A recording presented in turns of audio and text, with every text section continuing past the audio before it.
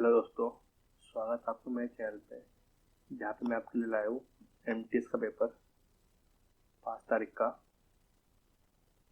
5 तारीख का first shift. और ये सेकंड पार्ट है इसका। फर्स्ट पार्ट में करा चुका हूँ, तो चलिए शुरू कंटिन्यू करते हैं। और हाँ, एक दूसरी बात, मैंने अपने चैनल पे ट्रिगोनोमेट्री का पूरा टॉपिक कवर करा दिया है। अब जिसको वो देखना है वो लिंक दे दूँगा मैं आपको डिस्क्रिप्शन बॉक्स में, वहाँ से जाकर देख सकता है। तो अब वीडियो शुरू करते हैं। जैसे मैं कंटिन्यू करते हुए, ये है what is the difference between mean and the mode of the age. अब इसमें मीन निकालना फिर मोड निकाल रहे हैं। मीन हम कैसे निकालेंगे? हम इन दोनों को मल्टीप्लाई करेंगे और इन सबको मल्टीप्लाई करके जो नंबर आएगा ना, प्लस करने के बाद नंबर ऑफ स्टूडेंट से हम से डिवाइड कर देंगे। तो स्टार्ट करते हैं। ये हो गया हमारा 102, ये हो गया 17 से 112, 18 ठीक हो गया हमारा, तो 16 8 हो गया हमारा 128, और 19 17 निम हो गया 153, ये हो गया 190, और ये हो गया हमारा 165। अगर हम सिर्फ 10 21 33 48 48 67 और 67 83, और ये हो गया हमारा 2 2 4 12 15 और 2, ये हो गया हमारा 20। तो ये हो गया हमारा 850। 850 डिवाइड बाय 17 और 16 हो गए हमारे 33, 33 और 16 हो गए हमारे 49, 49 और 17 हो गए हमारे 67, 67 और 15 हो गए हमारे 67 और 15 हो गए हमारे 67, और ये हो गया हमारा कुल मिला के 34। तो 67 और 34 हमारे हो गए 100। तो ये हमारी आ गई 8.5। हमारा जो मीन आया वो आया है 8.5। अब बात करें मोड क्या होता है। मोड बेसिकली कुछ नहीं होता, सिर्फ ये होता है कि सबसे ज़्यादा नंबर किस कॉलम में है हमारे। तो सबसे जो बच्चे हैं वो है हमारे इसमें। तो मोड हो गया हमारा 10। अब 10 माइनस 8.5 जो करें 1.5, इसका ये आंसर। ये लंबा क्वेश्चन था, बस आपको जब आप सवाल कर रहे हो आपकी ये मल्टीप्लिकेशन तेज होनी चाहिए। इसलिए मैं बोलता हूँ कि आपको टेबल कम से कम 1 से लेकर 20 तक उंगली पे याद होनी चाहिए जब आप कॉम्पिटिशन एग्जाम बैठ रहे हो, क्योंकि चीज़ आपकी बहुत ज़्यादा टाइम बचाती है। आगे चलते हैं।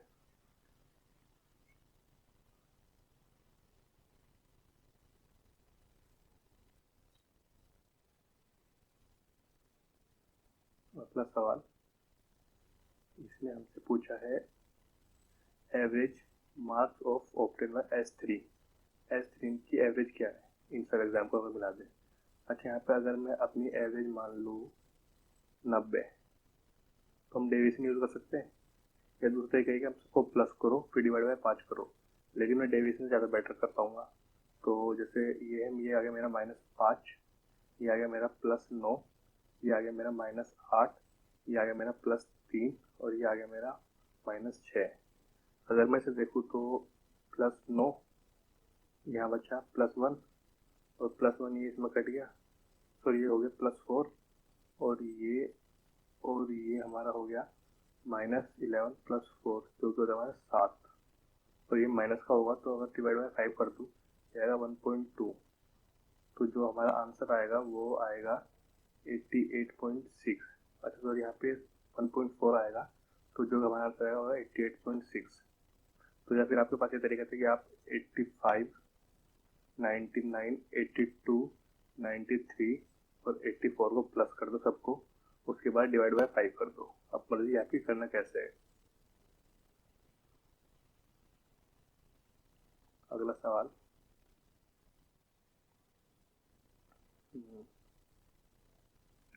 इसमें कहा है an article sold at a profit of this.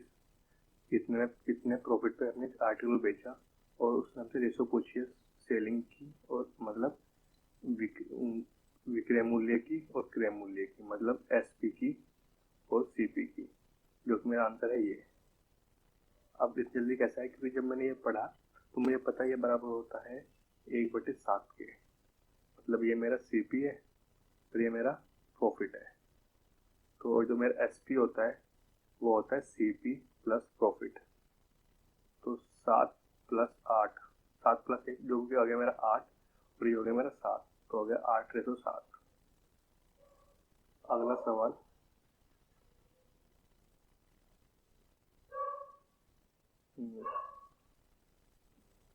An article sold for %। Okay, इसने कहा है कि एक आर्टिकल बेचा गया 6500 पे। इसे ना, ये अच्छा सवाल है, टाइम लेगा, इसमें पूरा कंसेप्ट है, तो इसे मैं आखिर में कराऊंगा सबसे लास्ट में। तो अभी तो छोड़ते हैं, अभी आगे चलते हैं।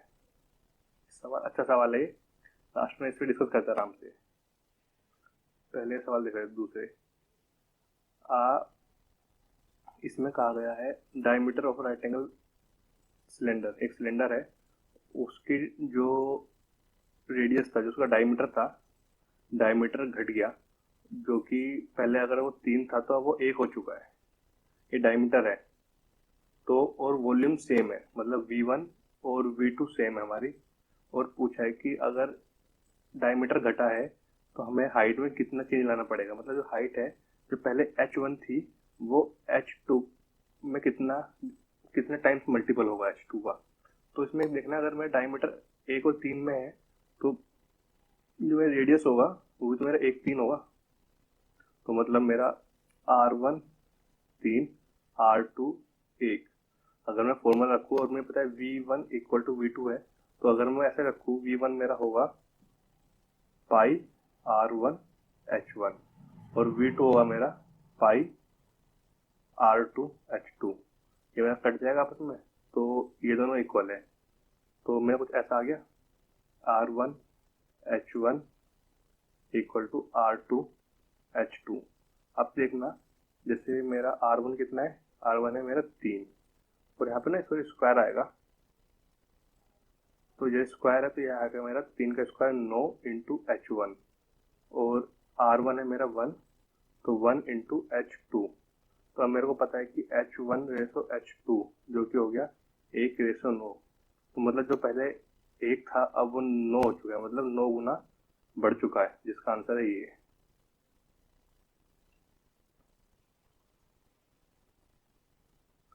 अगला सवाल,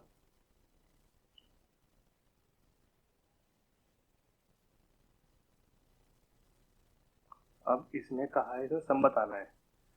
S1 ने E4 में कितने नंबर लाया, S1 E4 जो कि 96, S2 E1, S2 E1 और S3 ने E3 और E5, E3 और E5, इनको प्लस करना है और बस। ये हो गया मेरा 96, ये हो गया मेरा 180, मेरा ये हो गया, और ये हो गया मेरा 166, 166। अगर इन दोनों प्लस कर दे 34, 346, मेरा ये आंसर 35346। ये आसान सवाल था, तो आगे चलते हैं। इसमें A की वैल्यू निकालनी है सोल्व करके, और B की निकालनी है, और फिर A माइनस B करना है। अच्छा, तो अगर मैं इसे देखूँ, ये मेरा आ गया 5, मेरा ये हो गया 10, मेरा ये हो गया 10, मेरा ये हो गया 5 प्लस 10, और ये मेरा माइनस, ये पहले ये होगा मेरा 15,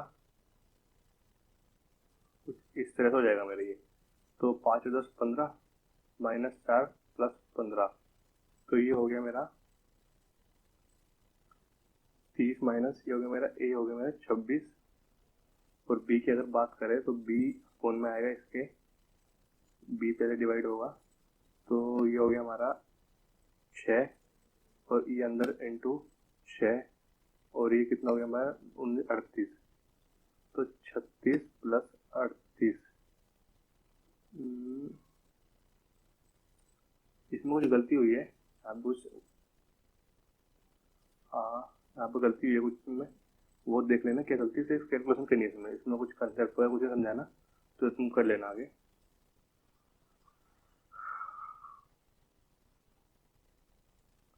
आगे चलते हैं। इसने कहा the ratio of 2 rupees, 1 rupees and 50 rupees इस रेशो में है और टोटल पूछा है 250 रुपये है, तो 1 रुपये के सिक्के कितने हैं, ये दे रखी है क्वांटिटी। अच्छा ये बताना, ये हमें दे रखी है क्वांटिटी। अगर बोलो कि 3, अगर मेरे पास ये 3 की रेशो है और ये 2 रुपये का सिक्का है, तो इंटू 2, ये 1 का सिक्का है, इंटू 1, और ये मेरा है 8 अन्नी का, मतलब 50 पैसे का, ये 0.5, ये मेरा हो गया 6, ये मेरा 4, ये मेरा 2.5। तो थोड़ा सा अच्छे से लिखूँ तो ये हो जाएगा मेरा 12, 8 और 5, तो ये टोटल आ गया हमारा 25।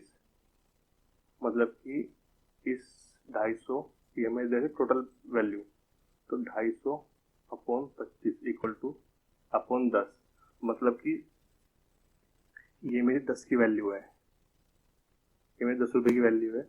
और मुझे पता है कि अगर 10 की वैल्यू है तो 250 में कितनी की होगी, ये होगी मेरी 80 की वैल्यू। तो ये आ गया मेरे, क्योंकि ये 1 की वैल्यू है तो इंटू 10 कर दूंगा इसे मैं।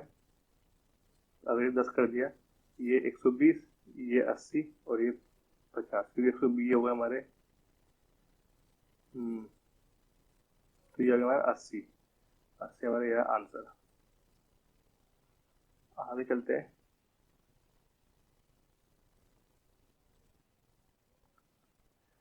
इसमें कहा गया है a sum is invested at a compound interest 750 से, ये हो गया हमारा 900। मतलब कि सपोज करो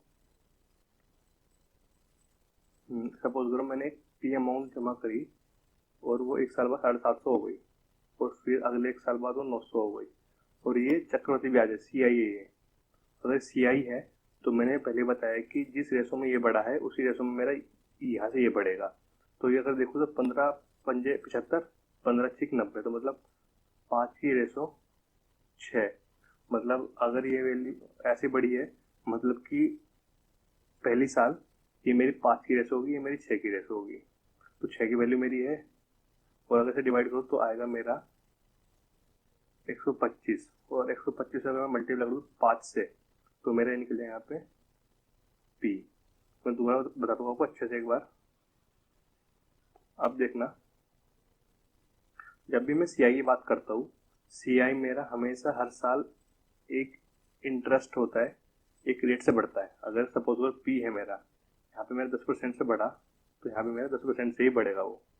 तो सपोज करो ये मेरा P 100 है, तो पहले ये बढ़ेगा 110 हो जाएगा, और अगले भी 110 से ही बढ़ेगा ये, मतलब कि 10 की रेशो 11, और अगर मैं यहाँ इसे 10 मानूँ तो यहाँ 11 आएगा मेरा। मतलब कि ये 10 की वैल्यू है, तो 11 की वैल्यू क्या होगी, ये होगा मेरा, जो कि होगा 121। तो याद रखना, जब भी हम मैं वैल्यू की बात करता हूँ CI में, चक्रवृद्धि ब्याज में, जिस हिसाब से यहाँ बढ़ा है पहले साल में, मतलब पहले साइकिल में, अगले ही साल भी उसी रेट से बढ़ेगा। मतलब कि अगर ये रेशो मैं बोलूँगी 10 की रेशो 11 से बढ़ा है, तो वो हर साल ऐसे ही बढ़ेगा। यहाँ पे मेरा 100 था तो यहाँ पे 110 हो गया, यहाँ पे 110 था, यहाँ पे 121 हो गया। अगर मैं इनकी रेशो निकालूँ 121/110, तो वो भी मेरी रेशो आएगी मेरी 11/10, मतलब कि 10 की रेशो 11 से। तो ऐसे ही मैंने इसमें किया, मैंने पहले साल मैंने P मान लिया और ये 750 बढ़ गया। फिर मैंने अगले साल मैंने फिर ऐसे ही करा, मैंने यहाँ पे 900 बढ़ गया मेरा, और मुझे पता जो ये है रेशो 5 की रेशो 6। अगर ये 5 रेशो 6 से यहाँ से बढ़ा है, तो यहाँ पे भी 6 और 5 इसी रेशो से काम करेगा। मतलब कि अगर ये 6 की वैल्यू है मेरी, तो 1 की वैल्यू मेरी होगी 125, और इंटू 5 करती, 5 करने के बाद यहाँ मेरी P की वैल्यू हो जाएगी, मतलब 125 गुना 5, जो कि होता है मेरा 625। इसका आंसर ये रहा।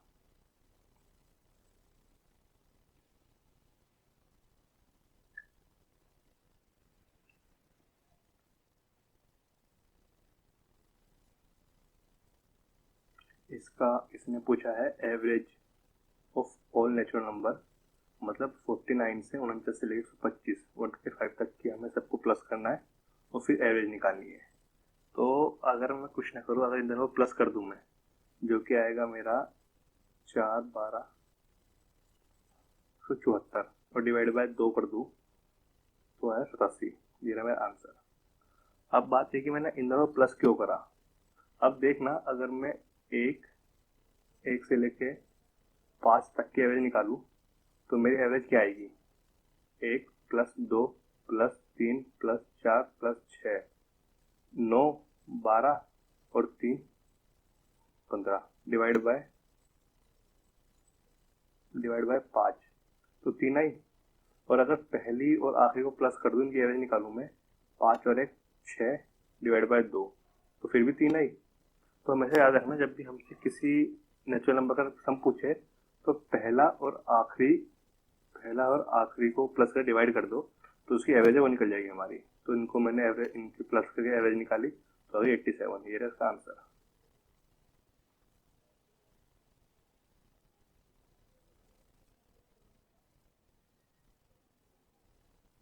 अगला सवाल, इसने कहा एक a/b हमारी 2/3 है, तो अगर b माइनस है, मतलब ये माइनस ये, जो कि एक आएगा, 28 के बराबर है, मतलब एक की वैल्यू मेरी है 28 के बराबर।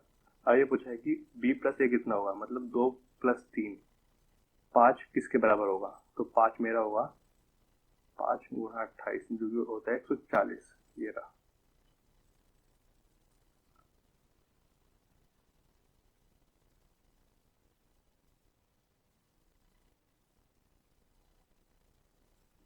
अब इसने कहा है सिंपल इंटरेस्ट, अगर CI का 6 महीने का CI 100 रुपये है, जो इंटरेस्ट रेट हमारा 10%, तो प्रिंसिपल पूछा कितना होगा।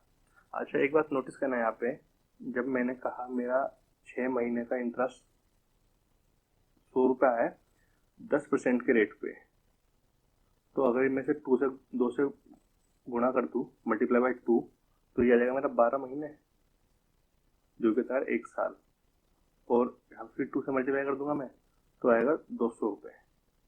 मतलब कि मुझे जो 1 साल में जो मेरा इंटरेस्ट आया, वो आया मेरा 200 रुपये। और मेरे को ये भी पता है कि जो मेरा इंटरेस्ट रेट है वो है 10%, मतलब 10 की वैल्यू मेरी ये है, और अगर 10 की वैल्यू मेरी ये है तो 100 की कितनी होगी? इंटू 100, तो जो कि होगी मेरी 2000।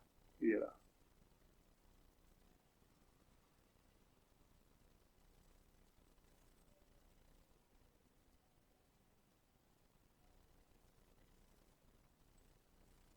अब इतना लंबा क्वेश्चन है, लेकिन इसकी बात छोटी सी है। इसमें बोला गया है कि inlet originate from 30 and capable of 60। अच्छा, इसमें बात बोली गई कि एक है, मतलब एक तालाब है, रिजर्व है, जिसमें एक पाइप है जो 30 दिन में भर देता है पूरे को, और एक पाइप जो खाली कर देता है 50 दिन में। तो हमसे पूछा गया कि अगर ये पाइप एक दिन नहीं चलाया जाए तो कितने दिन में से पूरा भर देगा। अब देखना, ए मेरा है 30, बी मेरा है 50, 150, ये 5, ये 3, और ये माइनस का होगा क्योंकि खाली कर रहा है। अब देखना कि एक दिन ये चला, पहले दिन ये चलेगा, दूसरे दिन ये चलेगा, मतलब इन्होंने 2 दिन में जो काम करा वो करा 2, क्योंकि पहले इसने 5 काम करा और फिर इसने 3 काम खाली कर दिया, मतलब कि मेरे 2 दिन में 2 काम हुए। अगर 2 दिन में मेरे 2 काम हो गए तो हम 150 काम करने में कितने दिन लगेंगे? 150 दिन लगेंगे। लेकिन ये आंसर गलत होगा अगर आप लगा के आओगे, क्योंकि अब एक बात देखना, सपोज करो मैं बोलता हूँ कि ये 50 ना होके सिर्फ 10 होता, तो कितने दिन में भरेगा? आप बोलोगे 4 दिन में, क्यों एक दिन में भर रहा है। लेकिन आप बोलोगे ये भरेगा हमारा 5 दिन में। ऐसा नहीं है। अब बात करता हूँ मैं, देखो अगर 10 है ये, तो पहले दिन कितना भरा मेरा, जब ए ने भरा 5, दूसरे दिन जब बी आया तो इसने खाली कर दिया 3, तो मेरे 2 दिन के बाद मेरा कितना हो गया? 2। तो ऐसी मेरा अब तीसरे दिन जब मेरा आएगा ए भरने के लिए, तो 3 के बाद इसमें 5 ऐड कर देगा, तो कितना होगा? 8। और जब चौथे दिन मेरा बी आएगा काम करने के लिए, तो 8 में से 3 माइनस कर देगा, तो होगा 5। अब ऐसे 5वें दिन जो मेरा आएगा, तो दोबारा से मेरा ए आएगा तो 9 भर देगा। लेकिन जब अगले दिन उसके बाद छठे दिन मेरा आएगा उसके अगले दिन मेरा जब छठा मेरा बी आएगा काम करने के लिए, उसमें 3 घटा देगा, तो ये हो जाएगा मेरा 6। और फिर जो 7वें दिन मेरा भरने के लिए ये आएगा ए, तो इसमें 6 प्लस 5, तो 7वें दिन जाके 7th डे जाके कंप्लीट होगा अगर 10 होगा। लेकिन ये कितना है, ये है 150। तब देखना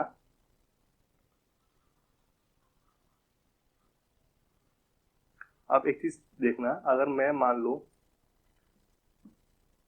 144 दिन तक, मतलब 144 तक मेरा 144 काम पूरा हो चुका है, अब मेरा 6 काम बचा है।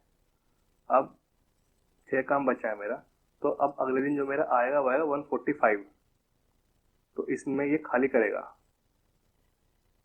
तो इसमें भरेगा ये, तो ये कितना हो गया, अगर इसमें 5 भरा गया तो ये हो गया 149। अब 146 जो अगले दिन आएगा बी खाली करने के लिए हो जाएगा 146, क्योंकि -3 हो जाएगा। अब उसके बाद जब 146 हो गया, जब 147th डे वो भरने के लिए आया, तो 146 प्लस 5 151, मतलब ये भर चुका है 147 दिन। इसका आंसर होगा। जल्दीबाजी में कभी ये मत लगाना, वरना गलत हो जाएगा आपका आंसर। ये आंसर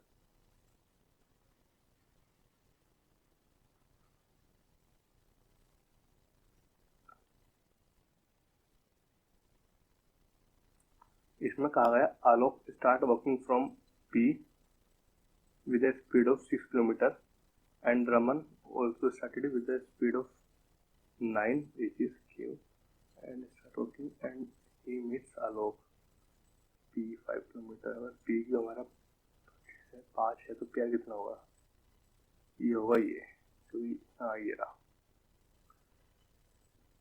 आप देखना मैंने जल्दी जवाब क्यों लगाया इसका, पहले पर सिंपल बात करते हैं। इसने कहा आलोक और रमन दोनों खड़े हैं पी पे और क्यू पे जाना है इन्हें, तो दोनों ने 7 काम, दोनों चलना स्टार्ट करे 7। अब जो आलोक है वो चल रहा है 6 किलोमीटर की स्पीड से और रमन चल रहा है 9 किलोमीटर की स्पीड से। अब इसने कहा है कि अब एक टाइम ऐसा आएगा जब आलोक हमारे यहाँ पे कहीं होगा और उस टाइम तक जो हमारा रमन होगा वो इसे टच करके वापस आ रहा होगा इधर की तरफ। तो वो पॉइंट बताना है जो कि आर है, कि उसका डिस्टेंस पी से कितना होगा, मतलब पी आर की हमें बतानी है वैल्यू, डिस्टेंस कितना होगा बीच में। अब एक बात देखना, ये टोटल 15 है। अगर ये 15 है तो ये हमेशा जब ये इसके आगे की तरफ है तो ये पी आर की वैल्यू 15 से कम होने वाली है, और जो कि सिर्फ एक ऑप्शन में जो कि है ये 20 नहीं हो सकती, 15 ही हो सकती। 15 क्योंकि यहाँ तक हो गई और 18 इससे आगे जाएगी ये, क्योंकि मुझे भी इतना थोड़ा बहुत मुझे भी है कि 15 छोटा होता है 18 से, तो 18 आगे जाएगा, तो सिर्फ एक ही ऑप्शन पॉसिबल है, आंसर वो है हमारा 12वां। और अगर वैसे करना है तो वैसे भी कर लेते एक बार सवाल को संतुष्टि के लिए, क्योंकि बहुत को लगता है कि ऐसे सवाल नहीं होते, तो एक बार ऐसा सवाल करते हैं। अब देखना, अगर ये 9 किलोमीटर चला तो ये चलेगा 6, सपोज करो 6 यहाँ पे है कहीं और 9 यहाँ पे है। अब अगले घंटे, 1 घंटे की बात हो गई, अब अगले घंटे में ये चलेगा 9 किलोमीटर, मतलब पहले तो 3 किलोमीटर यहाँ कवर करेगा, 6 किलोमीटर पहले से कवर करेगा, 9 से लेके 15 तक 6 किलोमीटर कवर हो गया, और फिर वापस आएगा यहाँ पे। तो जब ये वापस आएगा इधर की तरफ यहाँ पे, तो सपोज करो यहाँ पे आ गया ये, अब उसी टाइम में 6 किलोमीटर चल चुका ये, तो जब आलोक अपने अगले 6 किलोमीटर चलेगा 2 घंटे बाद, तो ये यहाँ जाएगा 12, मतलब 6 और 6 12। और जब ये रमन था, रमन ने भी अगले घंटे जब यहाँ 6 किलोमीटर कवर कर लिया, फिर वापस 3 किलोमीटर कवर करेगा, मतलब 2 घंटे बाद ये आर पे खड़ा होगा, जो कि यह डिस्टेंस हमारा बनेगा 12 किलोमीटर। क्योंकि 2 घंटे खत्म होने के बाद 2 घंटे पूरे होती, पी और आर हमारे यहाँ पे खड़े हो गए, और यहाँ पे जो कि होता है 12 किलोमीटर, क्योंकि 6 और 6 12, 6 और 6 12। और ऐसी अगर मैं इसकी बात करूँ रमन की, पहले 9 किलोमीटर चला यहाँ तक, फिर 9 किलोमीटर चलने के बाद इसने फिर 6 किलोमीटर डिस्टेंस कवर करा अगले घंटे में, और 3 किलोमीटर फिर वापस करा, तो 2 घंटे में हमारा होगा 12। अगला सवाल, अच्छा सवाल था ये, लेकिन अगर आप अपने दिमाग खोल के सवाल कर रहे हो तो आराम से हो जाएगा। आपको इसमें इस पूरे झंझट में पढ़ने की जरूरत नहीं पड़ेगी आपको, कि इसके ऑप्शन ऐसे दे रखे हैं। इतने घटे ऑप्शन अगर मिलेंगे पेपर में तो फिर मुझे नहीं लगता कि आपको सवाल सोल्व करने की जरूरत पड़ेगी। अगला सवाल ये रहा। अब इसने कहा है एक नंबर पहले बढ़ गया 16.5%, 16 सही 2/3, और अब फिर दोबारा घट गया 15%। अब बताना है कि वो आया है 238 के बराबर। तो अब बताना है असली नंबर था उसका 40.5% कितना होगा। अब देखना, जब मैंने पढ़ा तो मेरे दिमाग में इसका जब ये दिखा तो मुझे ये दिखा कि 7 1/6, और ये दिखा मुझे 3/8, और जब नंबर 1/6 से बढ़ेगा तो वो बन जाएगा मेरा 7/6, और जब वो घटेगा तो वो बन जाएगा मेरा 85/100, जो कि होता है मेरा 17/20। थोड़ा अच्छा लिख लेते हैं बारी से। तो ये मेरा बना 7/6, और ये बना मेरा 17/20, और ये है 238 के बराबर, और हमें एक्स की वैल्यू निकालनी है यहाँ पे। तो अगर ये काटू तो जाएगा ये मेरा 34, और ये जाएगा मेरा 2 बार, ये हो गया मेरा 120, और 120 और 2 हो गए 240। जो मेरी एक्स की वैल्यू आई वो आई में 240। अब मेरे से पूछा है इसका, इस नंबर का इतना कितना, ये इस नंबर का 37% कितना होगा। अब 37% होता है हमारा 3/8 इंटू 240, जो कि जाएगा 3 से, जो कि हो गया हमारा 30 से जाएगा, जो कि होगा 90। ये रहा मेरा आंसर। अब मैंने एक सवाल छोड़ा है, ये वाला सवाल मैंने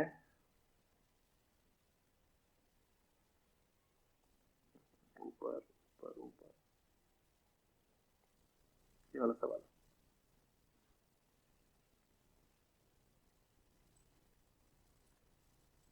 ये सवाल आपको होमवर्क है। ये सवाल मैं कराऊंगा क्वेश्चन ऑफ द डे में। जब भी अगली video question of the day की आएगी तो मैं ट्राई करूंगा ये वाला सवाल लूँ मैं आपका, और मुझे ये आपकी रिस्पॉन्सिबिलिटी कि आप इसका सवाल निकालो, इसको सोल्व करो, और मुझे कमेंट बॉक्स में इसका आंसर बताना क्या होगा इसका आंसर इनमें से। और आज की वीडियो में इतना ही। देखने के लिए धन्यवाद। Have a nice day.